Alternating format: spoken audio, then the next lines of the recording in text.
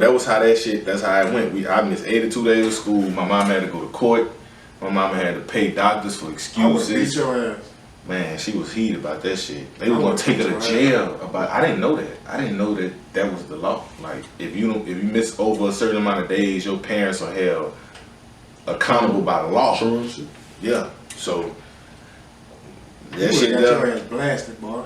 With a bat. I ain't get whipped. It was some kind of punishment for it though. You know, I probably like missed out on some shoes and shit like that. But it wasn't nothing. You know, she ain't fuck over. She should have batted your ass with a bat. But anyway, man, how'd you get to rapping though? Like, what made you think about, man, I want to be a rapper? Or that's just a nigga dream? Well, really, what turned me to the music was the business side of, you know, trying to be able to own my own, like have my own business and something that I'm passionate about. Yeah. For my entire life, I've always been around the music, you know, from Soulja Slim, BG, Cash Money. Well, you from New Orleans, so yeah, you know, that roots is music.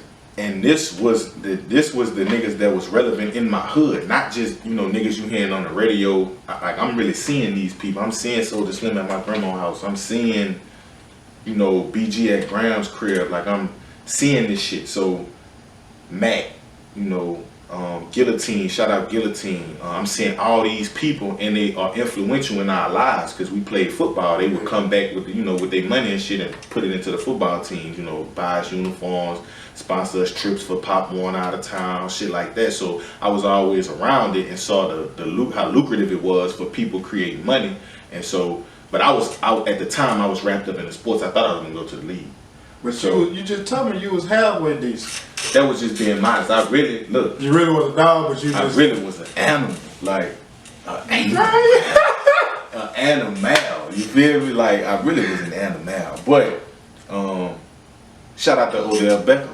Another nigga that came up under me playing football. You know, shout out Harrell University. So you was before? Yeah, man. Yeah. I was the reason that man wanted to be a running back. Yeah. You feel me? But he ain't no running back. Not in high school, he was a running back. Okay, in college, I know that. You know, of course, shit happens in college, but I'm saying, and even in Nord and Pop Warner, he was a running back. I didn't know that. Yeah, shout out to to put a new wrinkle in my brain. Shout out to Odell. That was the only position, like really, of skill positions outside of quarterback at that time that was relevant. Is the running backs. When you playing Pop Warner and shit, you're not really throwing the ball that much. It's just really running the ball. So niggas wasn't throwing the ball to Pop Warner. We would throw it, but it wouldn't get. We would throw it. No, we ain't start throwing until I was like 12, 11, 12, 13. Before that, it was just about strictly running the ball. And that was even the style of football. And football completely changed now. But it was about running backs. Like niggas got stable of fucking running back. Man, you didn't even need a quarterback. You needed the motherfucker to hand that bitch off. Nigga, we used to in Pop Warner in red zone situations, we would have a lineman at quarterback for an extra block. That's tough. Like that shit didn't matter. You feel me? So you like music? I love it. I love music. I like I said, I come up around it. I've always been in choir. You know. The what? Hell yeah, nigga. Boy, my mama sending your ass to church, you gonna sing? Yeah, I was in choir. You gonna motherfucking sing in this choir for Jesus.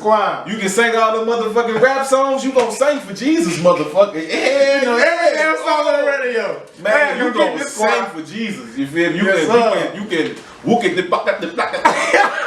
drop it like it's hot, you gonna sing for God. Yes, sir. You gonna sing for God, you feel me? Yes, so sir. I always been in love with music. You know, what's your song? When you sung the song, you led a song in the choir? In the choir? Yeah. What song you led? Jesus be a fist. Yeah, all around me every day. Hey, I led something by the name Jesus. Oh yeah. I had to hit the high note. Hey. And like being in the choir, also being in the plays, you know, Martin Luther King play, Easter play, all the plays all the shit that they have at church. So I was always involved. I was top. Now, they ain't never make me do that. I was top youth at church. They ain't never made me do that. But I was the young man of valor. I don't even know what that is. You That went was to a different church. Yeah, we had what we would have convocation. And the church is a national church, Church of God in Christ, national church. So y'all was competing in church. Yeah. So I won that shit, and just being active in the church, being active in all the things as a youth. So your music roots come from church. Church, man. Church, no And doubt. I started in the church, singing in the choir. Singing in the motherfucking choir. I did choir in high school as well. I did choir and acting at Pineville. Oh, I did choir and acting at Pineville. I didn't see you there. Yeah. And how I ended up, that was just the luck of the draw. How I ended up getting that shit was when I came out here after Katrina, all the fucking electives was taken. So you had to. So I had to get that. It was nothing left. I had to get that. So I'm thinking to myself like, oh fuck, whatever. Then I get in the shit. The shit was like my choir teacher at the time was Miss Rudd, and her husband, Mr. Rudd, was the acting instructor. And so, like, they saw the potential in my voice. This is right around the time my voice changed. I'm a freshman in high school. My voice is just started fucking. So I had been fucking probably like 2 years before that. You feel? I ain't gonna lie. I wasn't fucking. Yeah, I was fucking 2 years before that. I wasn't fucking in no junior high. But my voice was changing. Shit, I was becoming a man. So Miss Rudd caught in on that, and she really taught me how to sing. Like, I knew, the basics of just having a natural voice, but she really coached me into singing. So I loved it. Like, and then I'm the only nigga in the class. It's nothing but bitches. I'm the only nigga. You fuck some bitches in the class? What? I fuck bitches. You ain't fuck no bitches. I fuck bitches.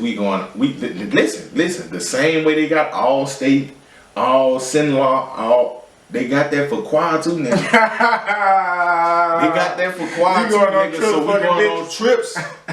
The only nigga on the bus. You feel me? Like, I did the you plays. Back of the bus too, didn't you? Back of the bus, man. Back of the bus. I'm getting felt on. Y'all know it go down on the back of the bus. Please fill on this motherfucker, please. Thank you. You heard me? Come rub this bitch, man. Thank you. Come on, Alto. I love you. Soprano. I love you. You on the soprano on that meat. Soprano on that meat. I love you. You feel me? So, I might drop a song called Soprano on the Meat. And that was just it. That was it, though. Like, always been involved in music. Before I started writing actual songs, though, I was writing plays. That's what I was doing. I was writing plays. They had a guy at Pineville by the name of Mr. Stewart. And he ended up becoming like the youth pastor at Zion Hill. Yeah. And the nigga would write plays for him. Like, and he loved it. You know what I'm saying? Would revise my shit, go over my shit. You gotta write a movie, bro. It's really in me. It's really in me. Like, no bullshit. It's really in me. That's the come. Y'all be on the lookout. You hear me, man? A motherfucking movie coming to you, man. Soon. You hear me? But yeah, that was it. Like, the nigga wrote plays. Put me in the movie, son. This shit, slight work. You feel me? I don't even want to say nothing. Just I be. Montzell. Yeah. Washington. I get on that bitch. Hey.